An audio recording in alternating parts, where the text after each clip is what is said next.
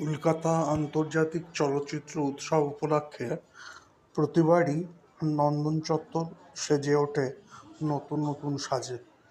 এবং নন্দন চত্বরের শিল্প নির্দেশনা হয় একেবারে দেখার মতো।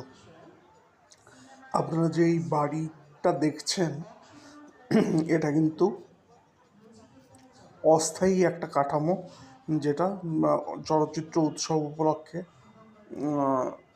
তৈরি করা হয়েছে। ওই যে একটা হাত দেখবেন, তার মধ্যে একটা বাচ্চা ছেলের ছবি ধরা আছে। এই গোটাটাই, এই বাড়িটা এবং ওই হাত, বাচ্চা ছেলের ছবি, গোটাটাই কিন্তু এই শিল্প নির্দেশনার অঙ্গ।